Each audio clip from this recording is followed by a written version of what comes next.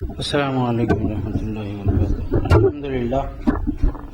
الحمدللہ رب العالمین والدین اجمل الاجملین اکمل الاکملین سیدنا و شفیعنا و حبیبنا و طبیب قلوبنا و نور قلبنا محمد وعلی آلہ و اولادہ و اصحابہ اجمعین، اما بعد فاعوذ باللہ من الشیطان الرجیم، بسم اللہ الرحمن الرحیم۔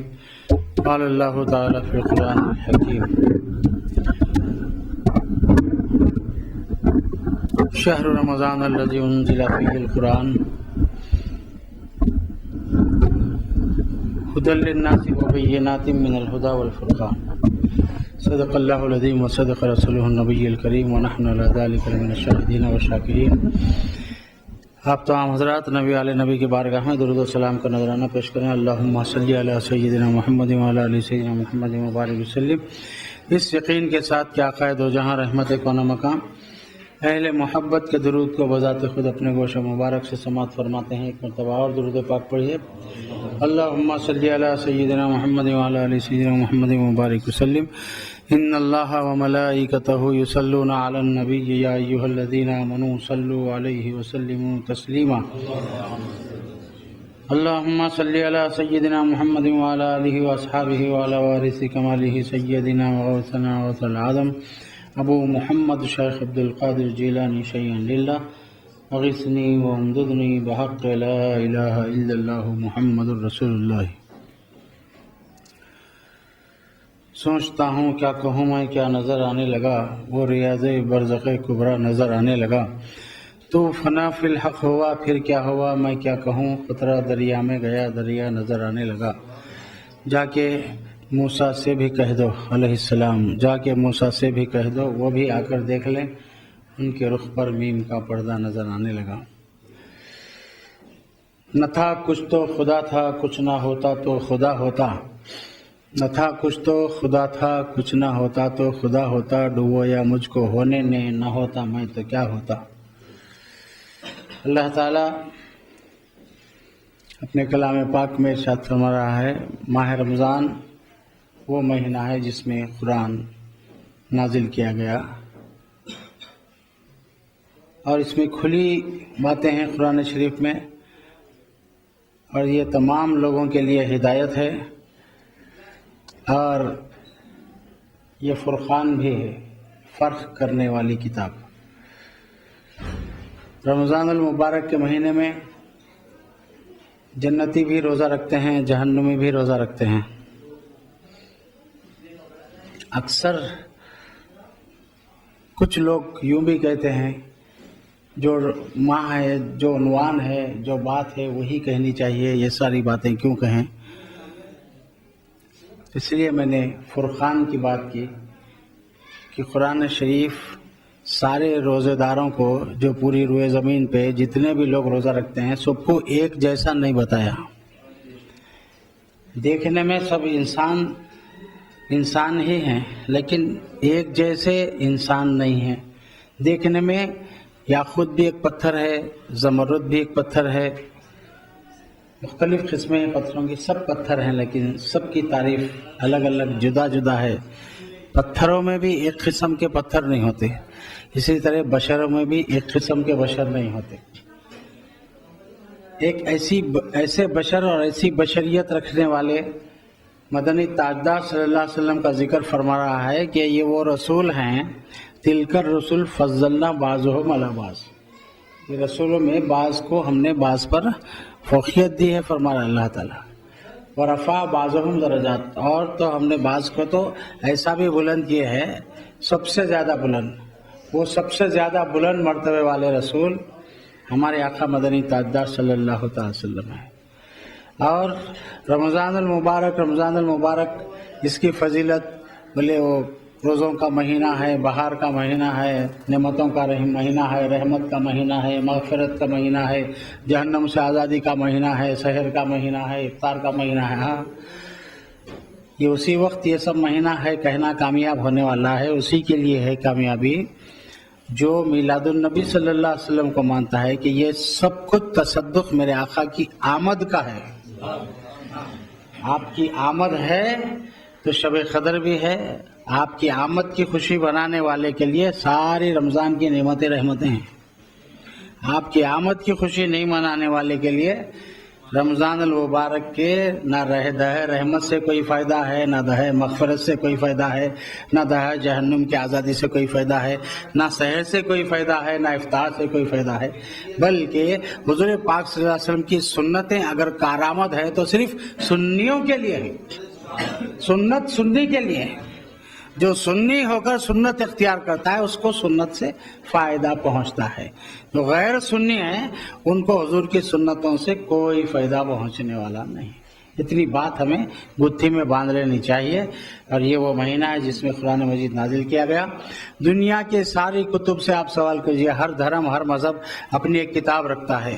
گرنتھ بھی سکھوں کی کتاب ہے، جیسے بائبل وغیرہ جو تحریف کردہ کتابیں ہیں یہود و نصارہ کے پاس. انجیل تحریف کردہ، تحریف کی ہوئی، اور بائبل تحریف کی ہوئی. یہ سب تحریف شدہ ہے، بدل دیا انہوں نے، اس کے اندر تحریف کر دی ہے. اور اسی طرح جتنے کتابیں ہیں ہر قوم اپنی کتاب رکھتی ہے. لیکن ان کی کتابوں سے اگر ہم قرآن مجید سے ہٹ کے جتنے دنیا کے دوسرے مصاحف اپنے اپنے نزدیک کتاب رکھتے ہیں، سوال کریں تو ہر بات کا جواب، بلکہ جو اہم سوالات ہیں جو کسی کتاب سے کیے جاتے ہیں وہ اہم سوالات کے جوابات ہی ان کتب کے اندر نہیں ہیں. نہ گرنتھ میں ہے، نہ رامائن میں ہے، نہ مہابھارت میں ہے، نہ تحریف شدہ توریت میں ہے، نہ تحریف شدہ انجیل میں ہے. ساری دنیا کے مذاہب کے کتب سے ہم سوال کریں یہ کتاب بتا تیرا نام کیا ہے، وہ کتاب کا نام ہی کتاب میں نہیں ہے، نہیں بتا سکتی کتاب. اگر پوچھیں کتاب کہاں سے آئی تو یہ جواب بھی اس کتاب میں نہیں ہے. کس کے اوپر نازل ہوئی وہ جواب بھی کتاب میں نہیں. کس لیے آئی وہ جواب بھی نہیں ہے. کہاں سے آئی وہ جواب بھی نہیں ہے. کس ماہ میں آئی وہ جواب بھی نہیں ہے. کس رات میں آئی وہ جواب بھی نہیں ہے. اگر یہی سوالات ہم اگر قرآن مجید سے کریں، اے قرآن بتا تو کدھر سے آیا ہے، تو قرآن کہتا ہے تنزیل من رب العالمین، میں پروردگار کی طرف سے آیا، رب العالمین کے پاس سے آیا. کس لیے آیا؟ ہدی للناس ہدی للمتقین، متقیوں کے لیے بھی میں ہدایت رکھتا ہوں. اور قرآن کہتا ہے کہ تمام لوگوں کے لیے بھی ہدایت بن کر آیا. کس کے اوپر نازل ہوئے؟ تو قرآن کا نام نزل علی محمد، جواب ہے قرآن کا میں محمد صلی اللہ علیہ وسلم پر نازل ہوا. کس ماہ میں آیا؟ تو شہر رمضان الذی انزل فیہ القرآن، میں رمضان کے مہینے میں آیا. قرآن کا جواب کس لیے آیا؟ بولے لوگوں کی ہدایت کے لیے آیا. کس کی طرف سے آیا؟ پروردگار کی طرف سے آیا. ہر جواب قرآن میں. یہ ہمارے حیدرآباد شہر کو پہلے دروازے تھے، دروازوں پہ پہلے در رات میں ایک وقت کا تعین تھا، اتنے بجے ڈور بند، تو پھر رات میں کوئی آنا تو پھر وہ پہرے دار سے یا پھر ذمہ دار سے حافظہ سے اجازت لے کے شہر میں داخل ہونا. یہ طریقہ کار تھا. اب اگر راتوں میں کوئی آیا، دن میں نہیں آیا، چھپ کے آیا، بے اجازت داخل ہونا چاہتا تو اس کو گرفتار کر لیا جاتا تھا. یہ دروازے ہیں حیدرآباد شہر کے. جو کسی قلعے کے دروازے بھی ہوتے اس لیے ہوتے پہرے دار کے لیے، تو اس کی تحقیق کر لی جائے کہ اندر کون آ رہا ہے، چور آ رہا ہے، دیندار آ رہا ہے کہ بے دین آ رہا ہے. اس لیے قرآن کا ایک نام فرقان ہے. یہ قرآن بتا رہا ہے کہ ہر روزے دار ہدایت والا نہیں ہے، ہر انسان ہدایت والا نہیں ہے، ہر آدمی ہدایت والا نہیں ہے. اللہ تعالیٰ فرما رہا ہے اور ہر آدمی جنتی نہیں ہے. فرما رہا ہے لا یستوی اصحاب النار و اصحاب الجنہ. قرآن کہہ رہا ہے جنتی اور دوزخی آپس میں برابر نہیں ہو سکتے. کیا کہہ رہا ہے قرآن؟ اس کا ایک نام فرقان ہے، فرق کرنے والی کتاب.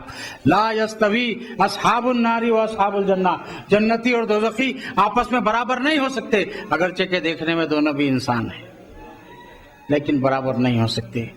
جاہل اور عالم آپس میں برابر نہیں ہو سکتے اگرچہ کہ دیکھنے میں انسان ہیں.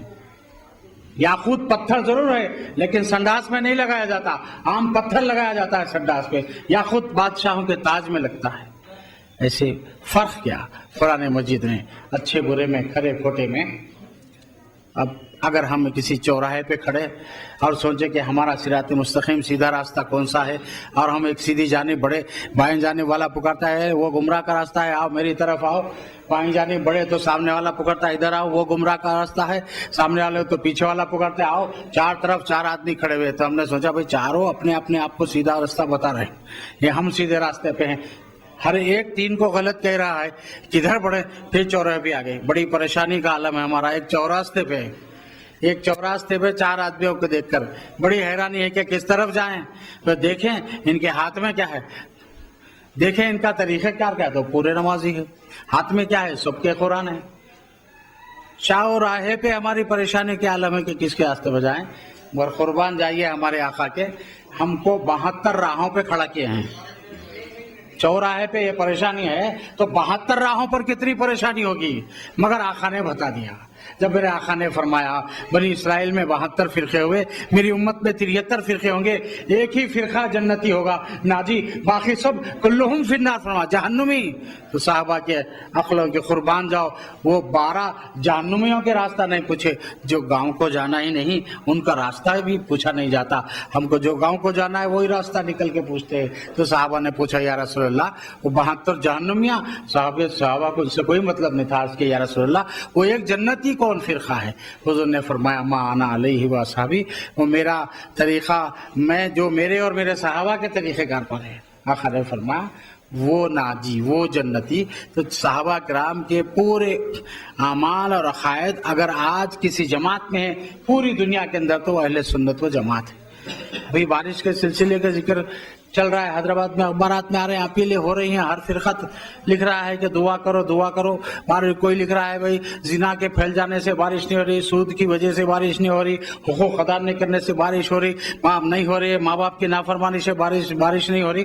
میں آپ کو ایک ہی بات کہہ دیتا ہوں, قرآن مجید کے اندر جو آیا کہ یوسف علیہ السلام مصر کے بادشاہ ہوئے. شہر مصر میں کتنے سال قحط سالی رہی, بارش نہیں ہوئی, کھیتیاں سوکھ گئے, جانور مر رہے ہیں, پریشانی 7 سال تک. یہ 7 سال تک اللہ تعالیٰ کو رحم کیوں نہیں آیا مصر کے لوگوں پر؟ 7 سال تک ہم یوں پکارتے ہیں, دعا کرتے ہیں, کسی سادات بنی ہاشم کا وسیلہ لے لیتے ہیں, غوث پاک کا وسیلہ لے لیتے ہیں, ہاں عبد القادر جیلانی, احمد کبیر, شاہ افضل بیار, امام یوسفین, بابا صاحب, اولیاء, صدیقین, شہداء, کسی ایک بزرگ کا وسیلہ کے چلا لیتے ہیں, پکار لیتے ہیں, تو رات کو بارش ہو جاتی ہے, دن کو بارش ہو جاتی ہے. اب اللہ کو جلدی رحم آ جاتا. ارے وہ مصر والوں پر 7 برس تک اللہ تعالیٰ خیر کیوں برساتا رہا؟ وجہ اس کی یہ تھی, قرآن بتا رہا ہے یوسف علیہ السلام مصر کے بادشاہ ہونے سے پہلے تک قحط سالی آ کے سب بھوکوں مرنے تک ان کو غلام کہہ کر پکارا گیا تھا. اللہ کو ناگوار ہو گیا, خریدا ہوا غلام کہتے تھے معاذ اللہ یوسف علیہ السلام کو. دیکھیے قحط کیوں آ رہا ہے, خدا کا غضب کیوں ہو رہا ہے, بارش کیوں نہیں ہو رہی, کھیتیاں کیوں سوکھے, جانور کیوں مر رہے ہیں, کیوں دانے دانے کو شہر مصر کے لوگ تڑپے. تو قرآن ایک ہی بات بتا رہا کہ یوسف علیہ السلام کو غلام بولے تھے, اللہ نے قحط میں مبتلا کر دیا. پھر قحط کب تک رکھا؟ اس وقت تک جب تک کہ قوم, یوسف علیہ السلام بادشاہ ہے, آپ نے پہلے اس سے ہی ذخیرہ کر کے رکھا. ایسا وقت آنے والا ہے تو ہم ہمارے خزانے سے لوگوں کو کھانا کھلائیں گے, کھانے کے لیے دانا دیں گے, پانی کا انتظام کریں گے. قوم آ کر کہنے لگی ہم آج تک آپ کو غلام کہتے رہے, آپ تو ہمارے بادشاہ ہیں اور آپ پر ذمہ ہوتا ہے کہ ہمارے کھانے پینے کا انتظام کریں, ہماری یہ جائیدادیں ہیں یہ لو اور ہمارے کو کھانے کو دو. آپ نے لیا, کھانے کو دیا, یہ ہمارا سونا ہے لو دانا دو, آپ نے سونا لیا, یہ ہیرے جواہرات ہے لو, سب کچھ بیچ ڈالا. اور آخر میں جب کچھ نہیں رہا تو پھر کہنے لگے اب ہمارے پاس ہے ہی کیا, ہم کو غلام بنا لو, کھانا کھلا دو.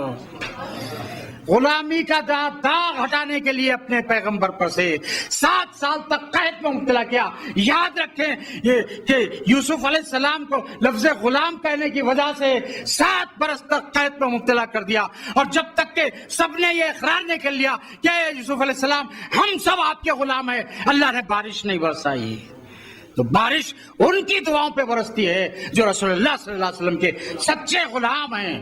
آج ہر کوئی دعویٰ کرتا ہے سنت اور اطاعت کا, لیکن سچے غلاموں کی دعاؤں کو اللہ تعالیٰ قبول فرماتا ہے. اس لیے ہم بوانگے دوہل دو ٹوپ چیلنج کے ساتھ کہتے ہیں صرف اور صرف دعائیں قبول ہو کے خدا کا غضب ہٹ کر رحمت برستی ہے اور رحمت بارہ کا نزول ہوتا ہے تو اہل سنت و جماعت ہی کی دعاؤں پر.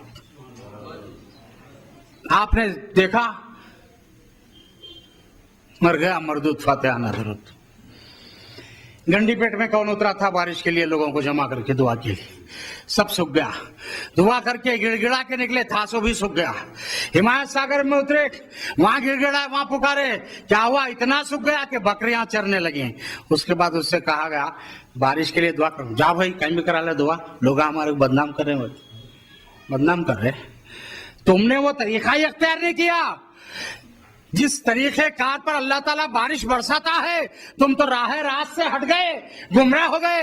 हजरत उमर फारूक अमीरुल मोमिनीन सैयदना उमर फारूक रज़ियल्लाहु ताला अन्हु, बारिश नहीं हुई आपके दौरे खिलाफत में तो आपने हुजूर के चचा हजरत सैयदना अब्बास रज़ियल्लाहु ताला के दस्ते करम को पकड़ लिया। गौसे पाक लिखते हैं अपनी किताब में, ये मजलिस है गौसे पाक। आपने उनके हाथ को आसमान की तरफ उठाया और उनके वसीले से दुआ की, जब भी बारिश होने लगी। तो किसी भी दीन के ठेकेदार को चाहिए, मैं बहुत बड़ा आलिम, बहुत बड़ा मौलाना, बहुत बड़ा ठेकेदार, बड़े बड़े मदरसे चलाया, बड़ा दीन का काम किया, दुआ के लिए लोगों को जमा कर रहा हूं बारिश के लिए, तो उसको वही शख्स कामयाब होगा जो किसी हुजूर के चहीते के दामन को थाम ले और उनके दस्ते करम के तसद्दुक में मांगे, उनके हाथ को उठा करके या अल्लाह इनके तुफैल में बारिश बरसा दे। कुछ मुखालिफिन ने इस पर हजरत उमर रज़ियल्लाहु इस तरीक़ेकार पर ये एतराज किया, इसलिए कि रसूलुल्लाह सल्लल्लाहु अलैहि वसल्लम माज़अल्लाह, हम तो विसाल कहते हैं, वो कहते हैं माज़अल्लाह नहीं बोलता है। बेईमानों के मरदूद के जुमलों को आप समझ सकते हैं, बेईमानों के जुमले। उनका इंतकाल हो गया था, उन दुनिया में नहीं थे माज़अल्लाह, तो हजरत उमर ने उनके चचा का वसीला ठहरा कर दुआ करवाई थी। इसका मतलब यह है कि हुजूर अकरम सल्लल्लाहु अलैहि वसल्लम के इंतकाल के बाद उनका वसीला नहीं लिया जा सकता। वहाबियों ने इससे ये मतलब निकाला। हमारे उलमा ने कहा हजरत उमर रज़ियल्लाहु ने बड़ा अच्छा काम किया, ये बता दिया कि गैर नबी के भी वसीला बनाने से दुआ कबूल हो जाती है अगर वो मुत्तकी परहेज़गार है। जो नबी ना हो उनका भी वसीला लेकर बारिश की दुआ करने से कबूल हो जाती है। ये साबित किया आपने। हजरत उमर फारूक रज़ियल्लाहु ताला उस दरख्त को कटवा दिया था जिसको बैत रिजवान वाला दरख्त समझकर सहाबा ताजीम करते थे, वो दरख्त तो पोशीदा हो गया था, तो आप दूसरे दरख्त को कटाए। और आज के वहाबी कहते हैं कि जिस दरख्त की ताजीम करते थे, शजरे जिसके लिए बैत रिजवान हुई थी, वो समझकर सहाबा हजरत उमर रज़ियल्लाहु ने उस दरख्त को कटवा दिया। ये ज्यादा जमात इस्लामी वाले कहते हैं। एक जमात इस्लाम वाले के घर में उसकी बेटी के इलाज को पहुंचा और वो दस्तरखान पे खाना खाते खाते ये कह रहा है कि वो दरख्त को तो हजरत उमर कटवा दिए थे। मैंने जब भी दो टोक अंदाज में कहा जनाब गलत तालीम मिली है आपको, गलत रविश पर हैं आप, वो दरख्त नहीं कटवाया। अगर तबरुकात को कटवाने वाले ही होते तो हजर अस्वाद को कभी निकाल कर फेंक देते, सफा मरवा को मिटा देते, पहाड़ों को, अल्लाह की निशानियों को। वो तो निशानियों को बाकी रखने वाले दूसरे दरख्त की ताजीम हो रही थी, उस दरख्त को कटवाया। तहकीक से ये साबित नहीं हुआ कि ये दरख्त के नीचे बैठकर हुजूर ने बैत रिजवान की बैत दी है, उस दरख्त को कटवाया, खामोशी से दम सान लिया। तो हमको ये तालीमात जानना जरूरी है, अकायद जानना जरूरी है, मसाइल जानना जरूरी है, और साथ ही साथ हमारे अपने अकीदे की इस्तेकामत के साथ कदम कदम पर हम फूंक फूंक पे कदम रखना। किसी से हाथ मिला रहे हैं, किसी दफ्तर पर जा रहे हैं, किसी घर जा रहे हैं, किसी फैमिली में जा रहे हैं, तो सोचना यहाँ कौन गद्दार रसूल रहता है। इससे हमको और अपने दामन को बचाना है, अपनी औलाद और अपनी फैमिली को बचाना है। ये माह कुरान मजीद के नाजिल होने का महीना और फिर शहर रमज़ान में नाजिल हुआ। कुरान का नाम पूछो तो कुरान अपना नाम भी बताता है। कुरान कहता है कुरानुम मजीदुम फी लौहिम महफूज, कुरान अपना नाम भी बता रहा है। कुरान किधर से आया वो भी बता रहा है, तंजीलुम मिन रब्बिल आलमीन, किन पे नाज़िल है वो भी बता रहा है, किस काम के लिए आया वो। और जो सवाल मौला अली करमल्लाहु ने एक मर्तबा फरमाया था, जो कुछ मुझसे पूछना चाहते हो पूछो, मैं हर बात का जवाब कुरान की रोशनी में देने के लिए तैयार। आज जो हस्ती इस दुनिया में अहले सुन्नत से ताल्लुक़ रखने वाली जितना इल्म रखती है वो उतने जवाबात कुरान मजीद से निकालने की सलाहियत रखती है, लेकिन उन्हीं लोगों को ये इल्म मिलता है जिनके हाथ में अल्लाह के वली का दामन हो, हुजूर के अहले बैत और सहाबा खुलफा राशिदीन का दामन हो। वो जब कुरान पढ़ते हैं तो उनको मसाइल के सवालात के जवाबात कुरान मजीद में मिलते हैं। और फिर हमारे इमाम आज़म अबू हनीफा रज़ियल्लाहु ताला अन्हु, नुमान बिन साबित रज़ियल्लाहु ताला अन्हु ने जो 83,000 मसाइल का हल फरमाया है, हमारे मुफ्ती जामे निज़ामिया मौलाना मुफ्ती खलील अहमद साहब क़िबला ने अखबार में उनका یہ بات آئی تھی جب لوگوں نے ان سے یہ کچھ دعوے دلائل پوچھے، تو آپ نے خاص کر یہ بد جماعتوں سے جو غیر مخلد ہیں، خصوص کر اہل حدیث سے، آپ نے اخبار میں دیا تھا کہ ہمارے امام اعظم نے جو تقلید نہیں کرنے والے ان کے لیے آپ نے اخبار میں مضمون دیا تھا، نے آپ کی تقریر چھپی تھی، کیا مضمون آیا تھا اخبار وہ موجود ہے۔ اس سال بھی میں نے اپنی تقاریر میں کہ ہمارے مفتیان کرام ایسے ہونا چاہیے کہ یہ برجستہ کہنے کہ حضرت مفتی خلیل احمد صاحب نے فرمایا تھا کہ 83,000 مسائل کو جو ہمارے امام اعظم نے لکھا ہے، اگر یہ فرقہ کوئی غلط ثابت کر دے ایک مسئلے کو بھی، تو میں اس کی جماعت میں ملنے کے لیے تیار ہوں، فرمائے تھے۔ ہمارے مفتیان کرام ایسے ہوں، ہمارے علماء ایسے ہوں، ارے مطلب یہ ہے کہ وہ 83,000 مسائل کو ہمارے مفتی صاحب قبلہ نے پڑھا ہے اور اس پر عبور ہے، ایک مسئلے کو بھی کوئی غیر مخلد غلط ثابت کر دے تو اس کی جماعت میں ملنے تیار۔ اس کا مطلب یہ ہے کہ ان کے مقابلے میں کوئی غیر مخلد اہل حدیث ایک مسئلے کو بھی امام اعظم کے جو 83,000 مسائل آپ نے استنباط کیا ہے حدیث قرآن کی روشنی میں، ایک مسئلے کو بھی غلط ثابت نہیں کر سکتا۔ تو یہ آج تک کسی نے آواز بھی نہیں اٹھائی مفتی خلیل احمد صاحب کے مقابلے میں کہ ہم امام اعظم کے جو مسائل ہیں 83,000 جو آپ نے حل فرمایا اس میں سے ہم ایک مسئلے کو غلط ثابت کر سکتے، کسی نے آواز، دم بخود ہیں، سانس روکے ہوئے ہیں، ان کی نانی مر گئی ایسے ہو گئے۔ اللہ تعالی ہمارے علماء کو یہ جسارت عطا فرمائے، اہل سنت و جماعت کو، کہ ہمارے عقائد کو مضبوط رکھیں۔ ابھی میں نے اکثر کہا رضوان القاسمی کے بارے میں، تو وہ چیز پھر پرسوں کے منصف میں چھپ گئی۔ اب کون لکھا یہ دینی ثقافتی مذہبی ایڈیشن جو آتا ہے منصف کے اندر، اب لکھنے والا خالد سیف اللہ رحمہ ہے، وہی بات لکھا جو رضوان القاسمی کے خلاف ہم برسوں سے بولتے ہیں، لکھ دیا ہے کہ وہی بات لکھا جو اس نے لکھا تھا، حرم میں 20 رکعت نماز تراویح ہوتی ہے، حضرت عمر فاروق رضی اللہ تعالیٰ 20 رکعت کو جو ہے سنت مقیدہ قرار دیا ہے، اور جو ہے آج تک حرم میں بھی 20 رکعت پڑھی جا رہی ہیں۔ مگر اگر کا چکر ان لوگوں کے پاس ہے، مگر کیا لکھتا ہے کسی مسجد میں کوئی امام صاحب 20 پڑھاتے ہیں، کہیں 8 پڑھاتے ہیں، کہ آپ 8 والوں کی مسجد میں چلے گئے تو 8 پڑھ کے نظام مت کھڑا کیجئے، جھگڑا مت کیجئے، 8 ان کے پیچھے پڑھ لیجئے، پھر 12 الگ پڑھ کے 20 کر لیجئے۔ 20 والوں کی مسجد میں گئے تو 8 والے کو چاہیے کہ بھائی تو 8 پڑھ کے پیچھے ہٹ جا، 12 اور نہ کو پڑھ۔ یہ کوئی مسئلہ ہے؟ کئی بار میں نے کہا یہ بے دینی ہے، چندے بٹورنے کی بات ہے۔ مختصراً ایک مثال اکثر دیا ہوں، پھر آپ کو بتا دیتا ہوں کہ ایک پٹھان سود خور، ایک مارواڑی کو بھی قرضہ دیا، ایک سردار جی کو بھی، دونوں کی دکان بازو، ہر مہینہ آتا سود لیتا چلا جاتا۔ ارے اصل چھوڑ یار، سود لا، اس کو تو سود سے کا اصل ویسے ہی رہنے دو، سود دیتے جاؤ۔ سود خوروں کا اثر یہ ہے، بڑے بخیل، مکھی چوس، کنجوس۔ لیکن ایک دن آیا تو سردار جی مارواڑی دونوں لڑ رہے ہیں، بھائی کیوں لڑ رہے ہیں، میرا سود لاؤ۔ ارے خان صاحب ہم سود دیں گے تم کو، مگر پہلے ہمارا جھگڑا چکا دو۔ کیا جھگڑا ہے؟ سردار جی کہتا ہے، میں کہتا ہوں شیر انڈا دیتا ہے، اور یہ مارواڑی کہتا ہے شیر بچہ دیتا ہے، خان صاحب فیصلہ کرو کہ بات کیا ہے، ہم آپ کی بات مان لیں گے۔ ارے تم دونوں بیوقوف ہے، بولے ہاں بات یہ ہے، پہلے تم دونوں یہ اقرار کرو شیر جنگل کا بادشاہ ہوتا ہے کہ نہیں؟ بولے ہاں بادشاہ ہوتا ہے۔ ارے شیر جب تم نے مان لیا جنگل کا بادشاہ ہے تو اس کا اختیار ہے، چاہے انڈا دے چاہے بچہ دے۔ ایسا مسئلہ خان صاحب کیوں کرے؟ دونوں سے سود لینا ہے، پیٹ پالنا ہے۔ تو ایسے مسائل 8 بھی پڑھو 20 بھی پڑھو، وہ علماء کرتے ہیں جو بے دین ہیں اور جن کو دونوں جماعتوں سے چندہ بٹورنا ہے، اہل سنت سے بھی وہابیوں سے بھی بٹور رہے ہیں کہ نہیں؟ تو ایسے علماء سے ہوشیار، ایسے بے دینوں سے ہوشیار۔ ہم کو تو جب لکھ رہا ہے کہ حرم میں 20 پڑھے جاتے ہیں، عمر فاروق رضی اللہ عنہ 20 کو ترجیح دی ہے، اہل سنت میں 20 ہیں، تو پھر 20 جو ہے حضور کی سنت ہے، تو یہ 20 جب پڑھنے کے لیے 20 کا اعلان کیوں نہیں کرتے؟ پھر 8 کے چکر میں کہتے ہیں ہمارے بعض باریک بین علماء، کوئی لکھتا ہے ہمارے بعض مخصوص علماء، کوئی ہمارے ذہن و فہیم علماء، یہ ذہن و فہیم ہے، باریک بین ہے، مخصوص علماء، یہ بے دین ہے۔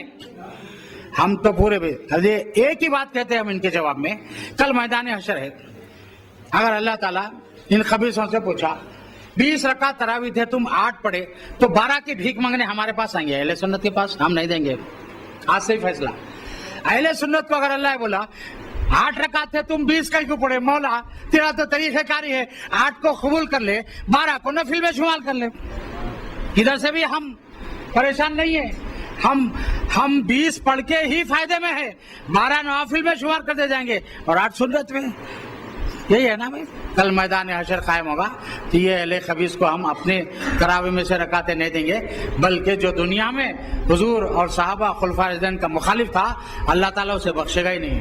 بخشش تو ان کی ہے جو حضور اور حضور کے صحابہ، کیونکہ نزول قرآن کا مہینہ ہے، قرآن کی روشنی میں کہوں گا اللہ بھی فرما رہا ہے قرآن میں، تو یہی فرما رہا ہے کہ آمنو کما آمن الناس، ایسے ایمان لاؤ جیسے صحابہ ایمان لائے، اور حضور بھی فرماتے یہی فرما رہے ہیں اصحابی النجوم فبأیہم اقتدیتم اہتدیتم، میرے تمام صحابہ ستاروں کی تیرے روشن ہے، تم ان میں سے جن کسی کی بھی اقتداء کرو گے تمہیں ہدایت ہی ملے گی۔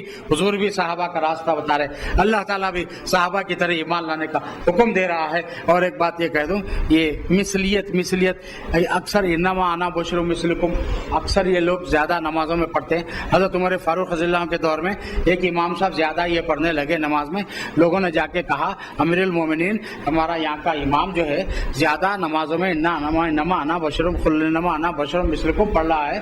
حضرت عمر رضی اللہ عنہ نے تحقیق کی، پتہ چلا حضور کو اپنے جیسا بشر جان کر پڑھ رہا تھا، اس کو چوراہے پر لا کر آپ نے قتل کر دیا۔ ایسے اماموں کی ہم کو ضرورت نہیں جس بدعقیدگی کی وجہ سے امیر المومنین نے اس کا قتل فرما دیا اور کہا یہ خلقت میں شریر ترین لوگ ہیں جو یہ آیت پڑھ کر رسول اللہ کو اپنے جیسا بشر سمجھتے ہیں۔ متشابہات میں سے ہے آیت۔ بس کرنا یہ ہے اپنے عقیدے کو صحیح رکھتے ہوئے ایمان کے ساتھ، ثواب کے حصول کی نیت کے ساتھ، احتساب کے ساتھ، جو ماہ رمضان کے روزے جو سنی رکھتا ہے تو اس کو یہ فائدہ ملتا ہے۔ پھر آقا مدنی تاجدار صلی اللہ تعالی وسلم صلہ رحمی کا حکم دیتے ہیں۔ ماہ رمضان کا مہینہ، ماہ رمضان ہی اس کا نام نہیں ہے، اس سے صلہ رحمی کا بھی مہینہ ہے۔ صلہ رحمی کیا ہے؟ رشتہ داروں سے اچھا سلوک کرنا، قریبی رشتہ داروں کے ساتھ اچھا سلوک کرنا، بد روشی اختیار نہیں کرنا، بد کلامی نہیں کرنا، اور ان کے گھر میں تنگی پریشانی ہے تو ان کے پاس سحری افطار کا انتظام کرنا۔ صلہ رحمی کرنے سے کیا فائدہ ملتا ہے ہمارے آقا نے بتا دیا۔ اگر تم چاہتے ہیں کہ تمہاری عمر دراز ہو، اگر تم چاہتے ہیں کہ تمہارے رزق میں برکت ہو، اکثر یہ دو دعا ہماری چھٹتی نہیں کہ اللہ عمر دراز کرے، اللہ رزق میں برکت دے، بڑی محبت ہے عمر سے، ہمارے بڑوں کا سایہ سر پہ سلامت رکھے۔ تو حضور فرماتے ہیں تم اگر چاہتے ہو کہ تمہاری عمر دراز ہو، بڑی ہو، اور تمہارے رزق میں برکت ہو تو تم صلہ رحمی یعنی رشتہ داروں کے ساتھ اچھا سلوک کرو، اس سے تمہارا رزق بڑھ جاتا ہے، تمہاری عمر بڑھ جاتی ہے۔ بیماری کیسے ہی آتی ہے آنے دیجیے، آپ کی عمر نہیں گھٹے گی، کوئی مرض میں رہنے دیجیے، آپ کی عمر نہیں گھٹے گی، کیونکہ حضور نے اختیار دیا ہے تم اگر چاہتے ہو کہ تمہاری عمر دراز ہو تو رشتہ دار سے اچھا سلوک کرو، تم اگر چاہتے ہو کہ تمہارے رزق میں برکت ہو تو تم رشتہ دار کے ساتھ صلہ رحمی یعنی قریبی جو رشتہ دار ہے پہلے اس کا حق ہے ہمارے مال میں، اس کا حق ادا کرو۔ اور صلہ رحمی سے مراد قریبی رشتہ داروں کے ساتھ اچھے برتاؤ سے پیش آنا، یہاں تک کہ ہمارے پیرانے پیر تو لکھتے ہیں دشمن رشتہ دار کے لیے کم سے کم دعائے خیر تو کر دو اپنے گھر میں سے بیٹھے بیٹھے، یا اللہ میرے رشتہ دار کو نیک توفیق دے، میرے راستے میں کانٹے بچھا رہا ہے کانٹے ہٹانے کی توفیق دے، مجھ سے دشمنی کر رہا ہے لیکن اس کو اولاد کی دولت سے سرفراز کر دے، میرا رشتہ دار مجھ سے دشمنی کر رہا ہے لیکن اس کے رزق میں برکت دے دے، اس کی عمر کو دراز فرما دے، تو یہ اللہ تعالیٰ اور پھر اس کا بھی فائدہ دیتا ہے دعا کرنے والے کو۔ آقا فرماتے ہیں جو بھائی اپنے بھائی کے لیے غائبانہ دعا کرتا ہے تو ایک فرشتہ اس کے ساتھ ٹھہر کر جب تک وہ دعا کرتا ہے وہ آمین آمین کہتا رہتا ہے، جب وہ غائبانہ اپنے بھائی کی دعا سے فارغ ہوتا ہے وہی فرشتہ اللہ تعالیٰ کی بارگاہ میں عرض کرتا ہے یا اللہ اس نے جو غائبانہ اپنے بھائی کے لیے تجھ سے مانگا ہے کہ اس کو یہ نعمتوں سے سرفراز فرما، یہ نعمتیں تو اس بندے کو بھی دے جس نے دعا کی ہے اپنے بھائی کے لیے۔ تو ہم ایسا کام کرو کہ فرشتہ ہمارے لیے دعا کرنے پہ مامور ہو جائے، کہ فرشتہ ہمارے لیے دعا کرے۔ رشتہ دار گھر کو آئے تو ہم یہ دروازہ چھوڑ کے وہ دروازے سے چلے جاتے ہیں، رشتہ دار گھر کو آئے تو نہ جانے کیا ضرورت پیش کرتا ہے اس سے بات نہیں کرتے، رشتہ داری سے سلام بن کلام بن، چھوٹی چھوٹی باتوں کے اوپر سیل فون پہ اب تو بڑی آسانیاں ہو گئی رشتوں کو توڑنے کے لیے، فون پہ کہہ دیتے تم نے فلاں وقت ہمارے ساتھ یہ سلوک کیا تمہارے سے رشتہ برخاست، اب ہم تمہارے گھر کو نہیں آئیں گے، تمہاری شادی میں نہیں آئیں گے، تمہاری تقریب میں شریک رہیں گے۔ پھر ہم کیا پڑھے؟ حضور تو فرما رہے ہیں واصلہ من خطانی، تین بڑی، میٹھا کھانا بہت آسان سنت ہے میرے بھائی، میٹھا کھانا بہت آسان سنت ہے، تین ایسی مہنگی سنتیں ہیں دل پہ سل رکھنا پڑتا ہے اس سنت پہ عمل کرنا ہے۔ ایک تو یہ کہ حضور فرما رہے ہیں واصلہ من خطانی، جو مجھ سے ٹوٹتا ہے میں اس کو اپنے سے جوڑتا ہوں، یہ سنت ہے، ٹوٹ کے بھاگنے والے کو قریب کرو، جوڑو۔ یہ فرما رہے ہیں وَعَفُوَ عَمَّنْ ظَلَمَنِی، جو مجھ پر ظلم کرتا ہے میں اس کو معاف کر دیتا ہوں، وَأُوتِیَ مَنْ حَرَمَنِی، جو مجھ کو محروم کرتا ہے کچھ دیتا ہی نہیں میں اس کو عطا کرتا ہوں۔ یہ 3 سنتوں پر اگر ہم غور کریں، اور کسی دشمن رشتہ دار کے ساتھ اس سنت کو میں نے اپنے پیر کا طریقہ کار دیکھا ہے، کھانا پکتا ہے تو پہلے دشمن رشتہ دار کے گھر میں جاتا ہے، عید ہوتی ہے تو پہلے پھل پھلاری دشمن رشتہ دار کے گھر میں افطار کے لیے جاتے ہیں، کپڑے جاتے ہیں، یہاں تک کہ پیر مرشد نے فرمائے تھے، پیر مرشد کا دامن تھام ہے تو اس پر عمل بھی ہونا چاہیے کہ تمہارا کوئی رشتہ دار تم سے ناراض ہے، تمہارے بھیجے ہوئے تحفے کو قبول نہیں کرتا، تو تم اس ایک ایسے آدمی کو پکڑو جس کو وہ چاہتا ہے، اس سے کہو کہ یہ تم اپنی طرف سے دے دو یہ تحفہ میرے رشتہ دار کو، وہ تب تو قبول کر لے گا کہ محبوب دوست لے جا رہا ہے اس کا تحفہ۔ اب پھر جیسے نہیں وہ انہوں اپنی طرف سے دے تو پھر ہمارا نام کیسا ہوگا؟ تو اس کا مطلب ہمیں اس کا کوئی ثواب نہیں چاہیے، ہم اپنے نام کے لیے کیے ہیں، میں یہ کروں گا تو میرا نام ہونا، میں یہ تحفہ دوں گا تو میرا نام ہونا، نہیں، نام کے لیے نہیں، کام کرتے جائیے، اللہ تعالیٰ خود اس کی برکتوں سے ہمیں مالا مال کرتا چلا جائے۔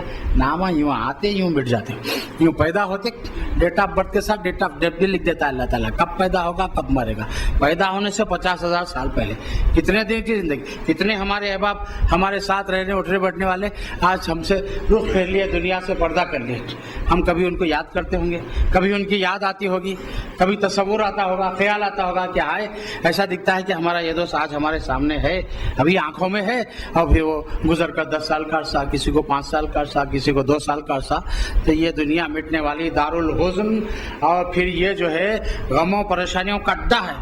اب یہ آخرت کی کھیتی بھی ہے، دنیا مزرعۃ الآخرہ، کھیتی تیار کرنا ہے، تو پھر ہم اپنے بھائیوں سے، رشتہ داروں سے، دوست سے، احباب سے، پیر بھائیوں سے، ہم مسلمانوں سے ایسا حسن سلوک، ایسے اخلاق، ایسا برتاؤ رکھیں کہ ہمارے رزق میں اللہ تعالیٰ برکت دیتا رہے اور ہماری عمر میں جو بڑھوتی عطا فرماتا جائے۔ تو کئی خاندانوں کے اندر ایسے بعض دفعے تو حضور ایسے کفاروں کو رہائی دے دیے، ایسے کافر کو رہائی دے دیے، اس کو بن کے سامنے لایا گیا حضور یہ جانے اس کے بارے میں کہ اس سے کئی لوگوں کو اس کے ذریعے سے رزق ملتا ہے، تو حضور نے ایسے کافروں کو رہائی دے دی، اس سے فلاں لوگوں کو جو ہے رزق ملتا ہے۔ حضور اکرم صلی اللہ علیہ وسلم اس بات کا لحاظ پھر یہ ہوتا جس کو رہائی دیے تو پھر کیا وہ رہائی جا کے کفر میں زندگی گزرتی، آقا نے گرفتار کر کے معاف کر دیا وہ ایمان لا لیتے۔ ہمارے آقا صلی اللہ تعالی وسلم مہمان نواز، ایک ایسا تگڑا مہمان آ گیا ایک بار میرے آقا کے پاس، 3-4 دبلے پتلوں کو، یہ مہمانوں کو اپنے گھر لے جا کے کھانا کھلاؤ، حضور نے فرمایا، تو سب دبلے پتلوں کو اٹھا لیے، جو تگڑا تھا اس کو کوئی صحابی نہیں لگے، وہ لوگ یہ اندازہ لگا لیے پورے گھر کا کھائے تو بھی اس کو بس نہیں ہوگا، نہیں لے جانا۔ اب وہ بچ گیا، یا رسول اللہ سب کو سب لے گئے، مجھے کوئی نہیں لے جا رہے ہیں، تو حضور فرمایا تم میرے مہمان بولے، حضور کھانا کھلایا، واقعی حضور کا کھانا کھا لیا، ام المومنین کا کھانا کھا لیا، معصوم فاطمہ رضی اللہ عنہ کا بھی کھانا کھا لیا، صحیح اندازہ تھا صحابہ کا، سب کا کھا لیا۔ اب حضور جا کے اپنا بستر دیے، یہ بستر پہ لیٹ جاؤ، سو جاؤ، آرام کرو۔ اور پھر جب وہ سو گیا تو رات میں بستر میں غلاظت فارغ ہوگا، گھبرایا، اگر یہ دیکھیں گے تو کیا ہوگا، تو حضور اکرم صلی اللہ علیہ وسلم جانتے ہیں کہ وہ گھبرایا ہوا ہے، دروازہ ایسا آہستہ سے کھولے کہ اس کے پیچھے خود چھپ گئے ہمارے آقا۔ وہ کافر مہمان جٹ سے نکلا، باہر نکل گیا، اور دور جانے کے بعد خیال آیا میرے اہم چیزیں وہ کمرے میں چھپ گئی ہیں، اب بے عزتی ہوئی تو ہی، کچھ بھی بولے تو بولے، جا کے کم سے کم میں وہ میرے اپنے چیزیں لے لوں گا۔ واپس پلٹ کے ادھر صحابہ آ گئے، حضور اپنے بستر کو اپنے ہاتھ سے دھونا چاہ رہے ہیں، صحابہ نے عرض کیا یا رسول اللہ، اندازہ لگا لیا وہی رات کا مہمان ہے، یہ گڑبڑ کر دیا، حضور کے بستر پہ غلاظت کر دیا، یا رسول اللہ ہم دھوتے، حضور فرماتے نہیں، ہمارے مہمان کی غلاظت ہم دھوئیں گے۔ صحابہ کھڑے ہوئے، خادم بن کر دھونے تیار ہے، آقا دھونے نہیں دے رہے ہیں، اپنے ہاتھ سے دھو رہے ہیں۔ وہ شخص آ کر جو دیکھا حضور اس کی غلاظت دھو رہے ہیں، صحابہ اور خادمین کو دھونے کی اجازت نہیں دے رہے، پہلے کلمہ پڑھا لا الہ الا اللہ محمد رسول اللہ، یہ آپ کی مہمان نوازی اور پھر مہمان کی اتنی قدر کہ اس کی غلاظت اپنے دستے کرم سے دھو رہے ہیں تو ایمان لا لیا۔ صحابہ دھوتے تو ایمان نہیں لاتا، حضور کے دھونے میں یہ حکمت عملی تھی۔ اور یاد رکھیں غلاظت نہیں دھل رہی تھی، اس کا دل دھل رہا تھا۔ غلاظت کیا دھل رہی تھی؟ اس کا دل دھل رہا تھا۔ یہ طریقہ کار کو ہند میں ہم رہتے ہوئے دوسرے مذہب کے لوگوں کے ساتھ ہم بڑھتے ہیں، ہم تو بولتے یوں ہیں، ہم ایسا یوں کرے، کرتے کہ ہم کو اس کا فائدہ ملا تو کرنا, نہیں تو نہیں کرنا. جیسا کپڑے کو استری کر رہی ہے پہن لیے, یوں کرتے ہی فائدہ ملنا. ہم کسی کو بولتے وہ کافر کلمہ پڑھ لینا کیا ضروری ہے؟ امام اعظم ابو حنیفہ رضی اللہ تعالیٰ عنہ کا واقعہ یاد آیا بڑے مزے کا. آپ راتوں میں جب تہجد پڑھتے تھے تو یہودی جو ہے سفر میں نکل گیا اور 3 مہینے کا جو گھر میں راشن پانی ڈالا تھا وہ ختم ہو گیا. 3 مہینے تک روز امام اعظم صبح وہ یہودی کے گھر پہ کھٹکا مار کے خیر خیریت بھائی کچھ دانا پانی کچھ کسی چیز کی ضرورت ہے. وہ لوگ غصہ کرتے تھے, جھڑکتے تھے آپ کو. نہیں 3 مہینے کا ختم ہونے کے بعد جب فاقے ہوئے, جب آپ گئے ہمارے کہنے کھانا نہیں ہے.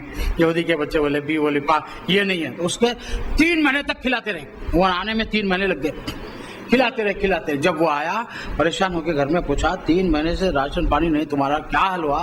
تو بولے جن کو جو رات میں ٹھہرتے تھے عبادت کے لیے وہ ان کو تم برا کہتے تھے, ان کے گھر میں کچرا ڈالتے تھے, وہ ہمارا 3 مہینے سے خرچہ چاہ رہے ہیں. بیوی بچوں کے ساتھ آ کے امام اعظم کو بولا اب اپنے اسلام میں داخل کر لیجیے.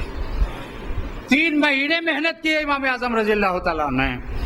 اور آج کسی ایک کو کوئی مسلمان اسلامی کسی بات کو کسی عنوان کو کہیں دیکھتا ہے, مسلمان ہونا چاہتا ہے, کلمہ پڑھا کر اخبار میں فوٹو کے ساتھ ہم نے ایک کو مسلمان کر دیا. کیا بڑا کام کرے تھے علماء, ہمارے ائمہ, ہمارے اولیاء. آج بھی اولیاء اللہ کے آستانوں پر جو ہے لوگ ایمان لاتے رہتے ہیں. بزرگان دین کے آستانوں پر تبلیغ وہ کرتے ہیں. عرض کرنا یہ ہے ہم اپنے عقیدے, اپنے ایمان, اپنے جو ہے ایمان کے ساتھ اور پھر ثواب کی نیت کے ساتھ اور حضور کے آداب اور محبت کے ساتھ روزہ رکھیں, ضرور اللہ تعالیٰ ہمارے روزے قبول فرمائے گا. اور یقیناً رمضان الشریف کے ایک نفل پر عام دنوں کے فرض کا ثواب اور رمضان شریف کے ایک فرض پر عام دنوں کے 70 نیکیوں کا جو ہے اللہ تعالیٰ جو ہے ثواب عطا فرماتا ہے. تو ہمیں آخری بات چل لے, یہ ہمیشہ اکثر میں کہا کرتا ہوں, روزوں کی بات ہے. حضور پاک صلی اللہ علیہ وسلم نے صحابہ کرام کے چہروں پہ تھکان دیکھی, نقاہت دیکھ کر پوچھی تمہارا کیا حال ہے؟ عرض کیا یا رسول اللہ کا حکم ہے, اللہ اس کے رسول کی اطاعت کرو. ہم آپ کی اطاعت میں یہ بغیر سحری افطار کا روزہ رکھے, دیکھ رہے ہیں کہ نہ آپ سحر کر رہے ہیں نہ افطار, بغیر سحری افطار کے آپ کے صوم وصال کہتے ہیں اس کو. حضور کا ایک روزہ دوسرے روزے سے مل جاتا, نہ سحر ہوتی نہ افطار. صوم وصال تو صحابہ بھی صوم وصال کیے. حضور پوچھے نقاہت کی وجہ, تو اس کے یا رسول اللہ آپ چونکہ ایسا روزہ رکھتے ہیں اس لیے ہم بھی روزہ رکھ رہے ہیں. درود شریف پڑھی, اللہم صلی علی سیدنا محمد وعلی آل سیدنا محمد وبارک وسلم.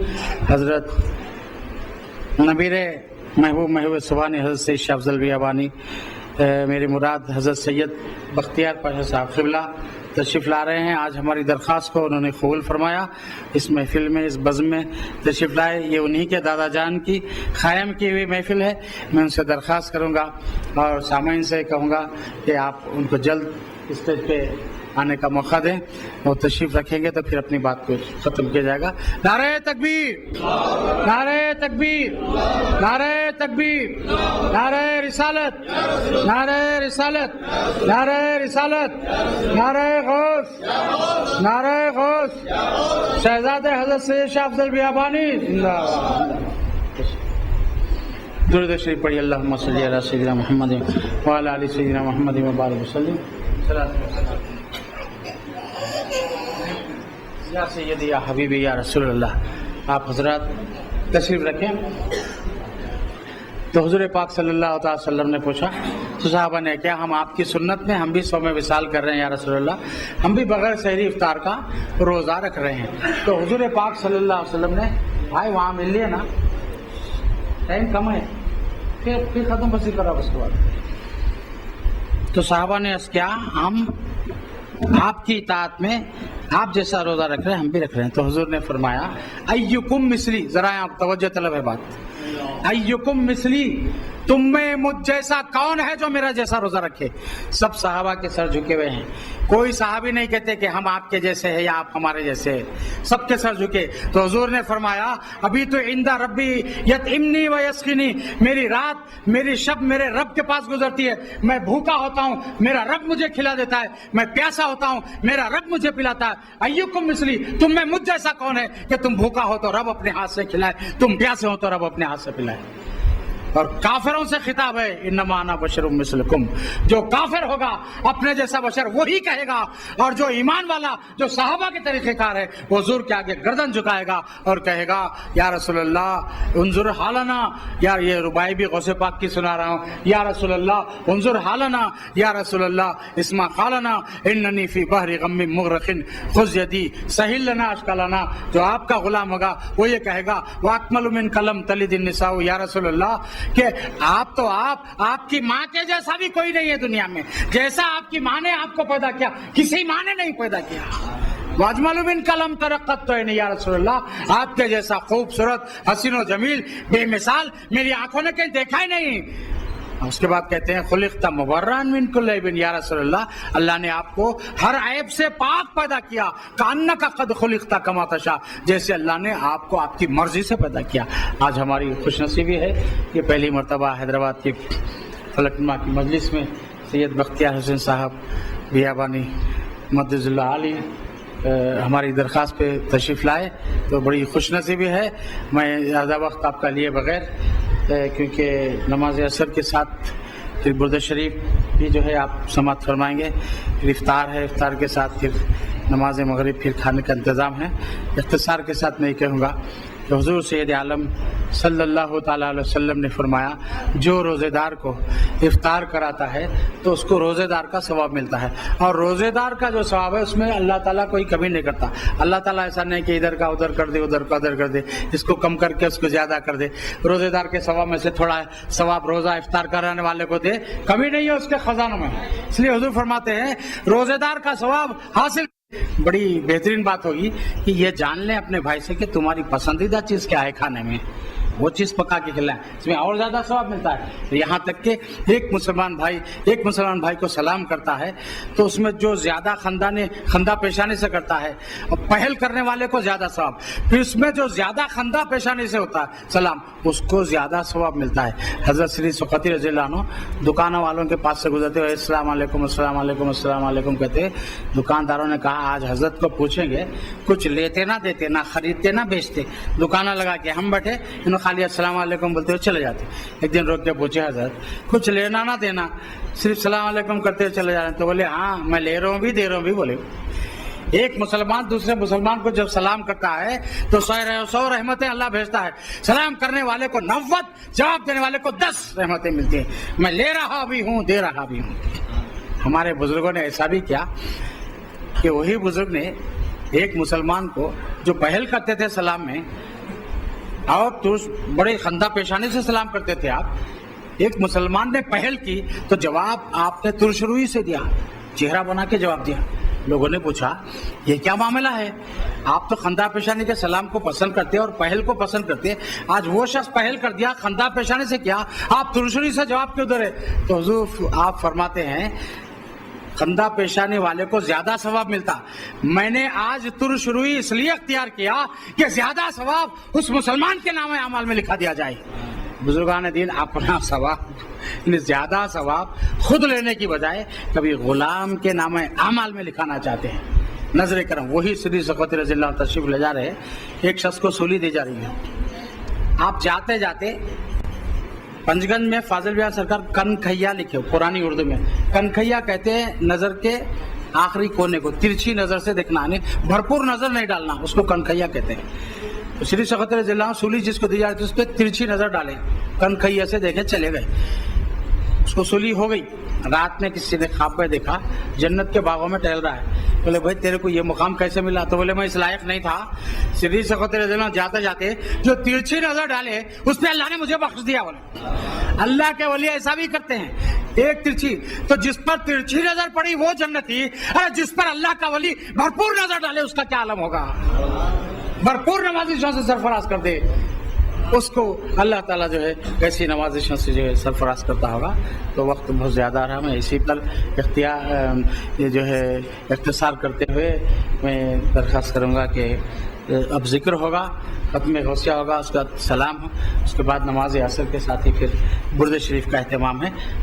لا الہ الا اللہ لا الہ الا اللہ لا الہ الا اللہ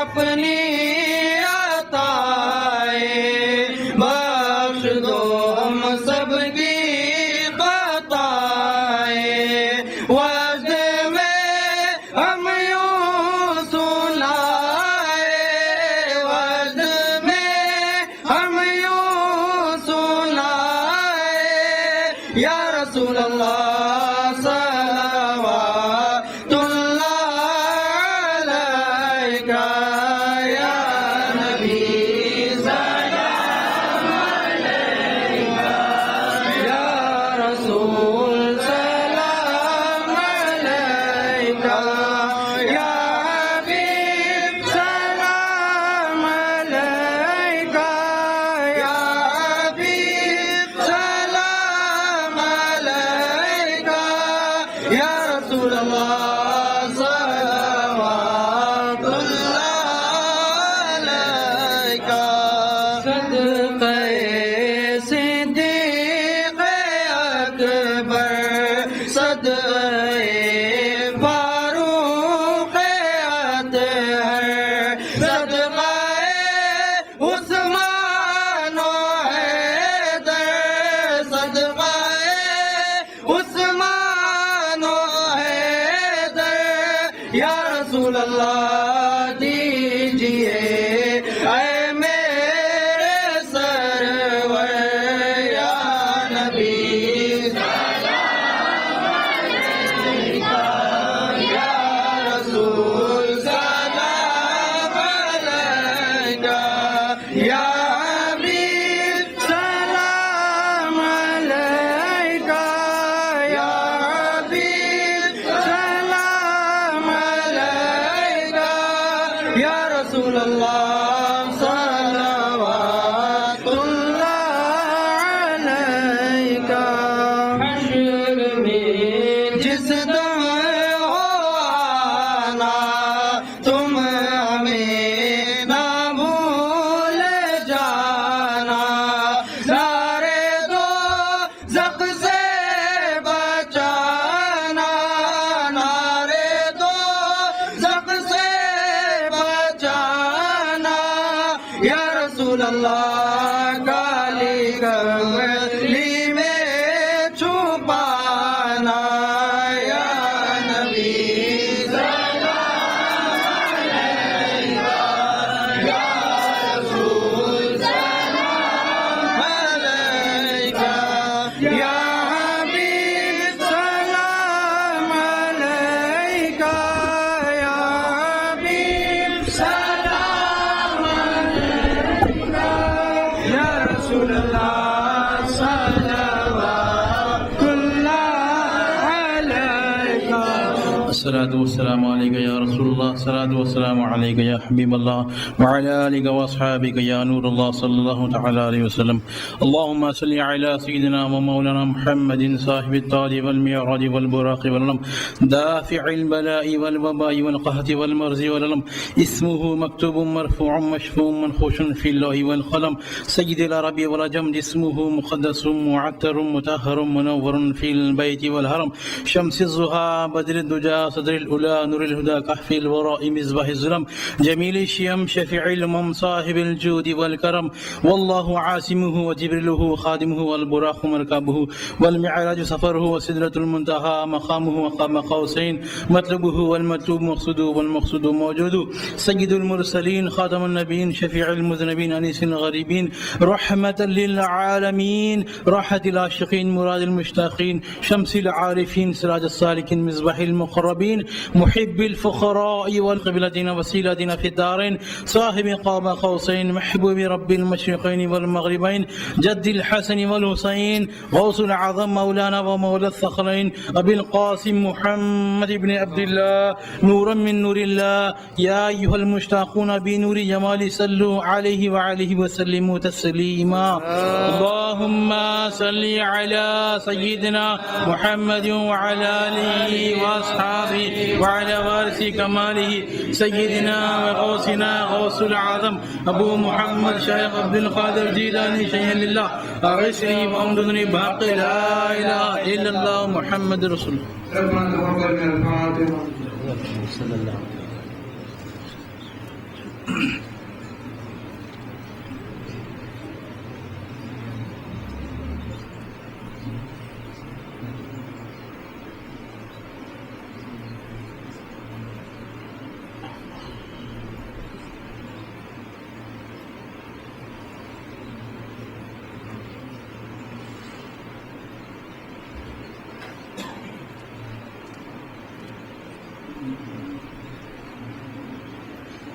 العالمین رسول پاک صلی اللہ علیہ وسلم کے صدقے طفیل میں جمیل انبیاء اور مرسلین کے طفیل میں میرا محدین سیدنا رضی اللہ عنہ صدقے طفیل میں محمد سبحانی حضرت سے شیخ افضل بیابانی اور حضرت سے شاہ صلی اللہ رضی اللہ تعالیٰ عنہ کے صدقے طفیل میں ان کے آل و اولاد کے صدقے طفیل میں جو شہزادے ہمارے دعوت پہ تشریف لائے ان کے صدقے طفیل میں جو ہمارے بہنوں پیر بھائیوں نے آج کے اس پروگرام میں دام دل میں سکون قدم حصہ لیا مولا ان کی کمائی میں برکت عطا فرما، گھروں میں خیر عطا فرما، ان کے جائز تمناؤں کو پورے فرما، ان کے مقاصد کو پورے فرما، اور اس مجالس میں پابندی سے ہمیں حاضر ہونے کی اور اس مجلس کے فیضان پانے کی توفیق عطا فرما۔ ان اللہ و ملائکتہ یصلون علی النبی یا ایھا الذین آمنوا صلوا علیہ وسلموا تسلیما۔ اللهم صل علی سیدنا محمد وعلى آلہ وأصحابہ وعلى وارث كماله سيدنا وغوثنا غوث العظم ابو محمد شیخ عبد القادر جیلانی شیخ اللہ اغثنی وامددنی بحق لا الہ الا اللہ محمد رسول اللہ۔